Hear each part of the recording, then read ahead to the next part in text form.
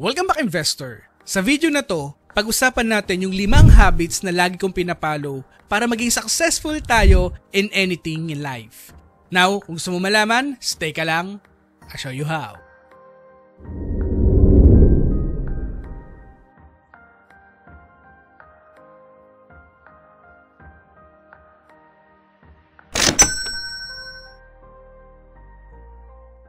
Bago tayo magsimula, congratulations muna sa nanalo ng aking portfolio tracker. Message mo lamang ako sa aking email and definitely ibibigay ko ito sa'yo. And again, congratulations! Marami tayong makikita ngayon sa social media kung paano i-improve ang ating sarili. Then na-realize ko, kapag meron kang knowledge at in-improve mo ang sarili mo, yung pera susunod sa'yo. Hindi lang pera, anything you want in life. Pero kapag wala kang skill, wala kang knowledge, mahihirapan ka. Kaya dapat in anything in life na gusto mong gawin. So first, learn, gain some skills, knowledge, and start making money. Now, habit number 1, learn to sell. Ngayon guys, para sa akin, ito isang malaking importansya para maging successful ka sa mga gagawin mo sa buhay. Why?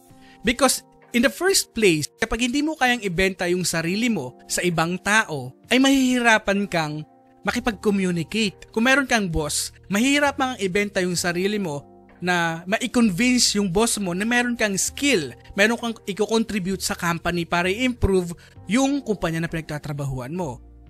For example, meron ka namang business, mahihirapan kang i-convince yung mga empleyado mo kung hindi mo kayang ibenta yung objectives ng iyong kumpanya. Now, in adulting life, alam natin na sobrang hirap.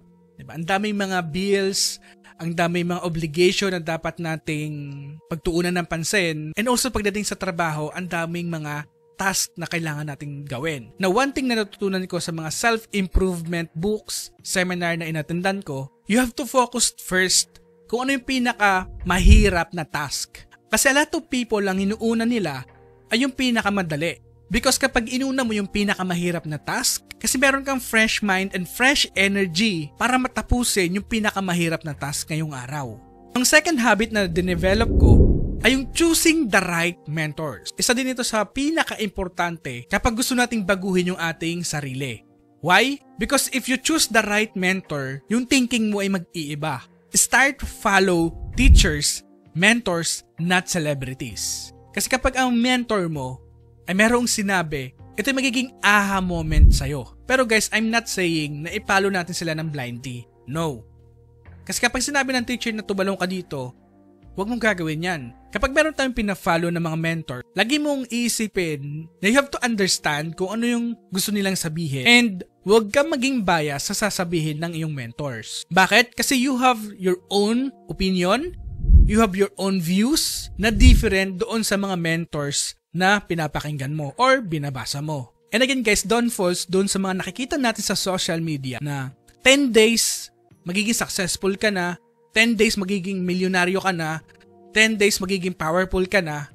Walang ganon. Look for a mentor na tuturuan ka in a daily basis. So for me, one of my mentor na lagi kong nilulook up pagdating sa financial investing as si Warren Buffett, Manish Pabrai, Peter Lynch, Guy Spear, Ray Dalio, Piltown, and Rex Mendoza. And also a lot of good people online kung paano magiging effective yung ating sarili.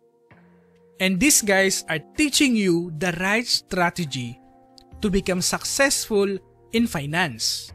Now, pangatlong habits na dapat nating i-build ay we have to spend time with successful people. Malaking bagay yung pag-improve ng iyong sarili. Kung ang community mo ay nakafocus sa mga goals, then yung mindset mo ay magiging goal-driven ka. Kung ang community mo naman ay nakafocus sa chismis, the human tendency, ang magiging ugali din natin is all about chismis. Always surround yourself kung ano yung gusto mong marating sa buhay. As much as possible, gusto kong maka-acquire ng new knowledge. Magagamit mo ito para i-build ang iyong sarili. So, lagi mo tatandaan itong quote na to. If you're the smartest person in the room, you're in the wrong room. So, ito yung lagi kong ginagawa. I want to find people na mas matalino, mas may alam sa akin, and mas may knowledge sa akin. So, I want to have a conversation sa tao na yon. Hayaan ko siya magkwento about sa mga experience niya and pay attention sa mga sasabihin niya. And one day, kapag yung same scenario na sinabi niya ay mangyari sa'yo, may alam ka na kung ano yung gagawin mo. Pang-apat na habits na dapat meron tayo ay yung multiple income streams. Sabi nga ni Rex Mendoza, ang average millionaire dito sa bansa natin ay mayroong minimum of 7 sources of income. Kung mayroon kang high-paying job ngayon, huwag ka mag-stay sa isang source of income lang. What if in the next day, ma-fired ka ng boss mo? A lot of people, ito yung nangyari noong kasagsagan ng pandemya. Ang daming nawalan ng trabaho. Na lesson learned na dapat nating malaman nung nakaraang pandemya ay dapat meron tayong sources of income na mapagkukunan. Kasi kapag nawala yung isa, meron pa tayong ibang sources na papasok sa atin para hindi masyadong maapektuhan yung ating sarili and also yung ating pamilya. And also guys, iwasan natin yung inggit.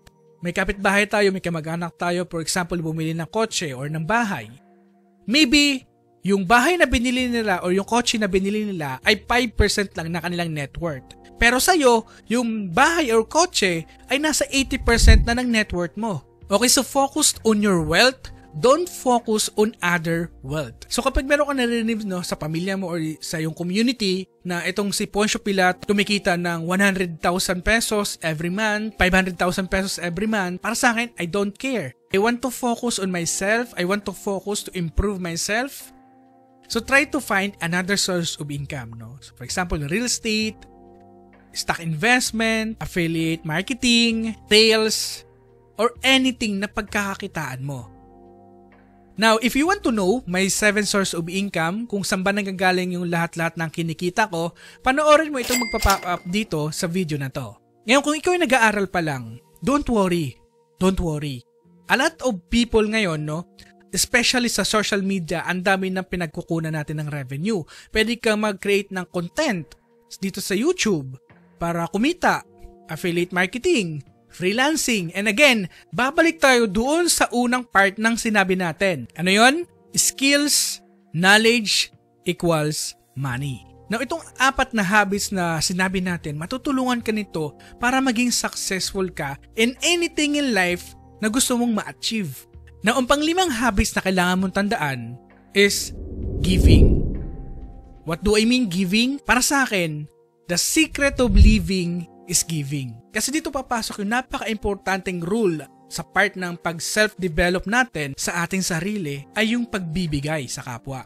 If you give to others, especially knowledge, ang wala kang hinihinging kapalit, iba yung feeling. Talagang fulfilling yung feeling na makapagbigay ka ng knowledge sa ibang tao. Now guys, these 5 habits na nabanggit natin, napaka-importante nito hindi lang sa sarili mo, bagkos doon sa mga nakapalibot sa'yo. Kasi if you have this kind of knowledge, if you have this kind of skill, and you have these 5 habits, hindi lang ikaw yung aangat pati yung mga kasamahan mo. And again guys, this is Pessi Warrior na nagpapaalalang, invest wisely, and see you on the other side.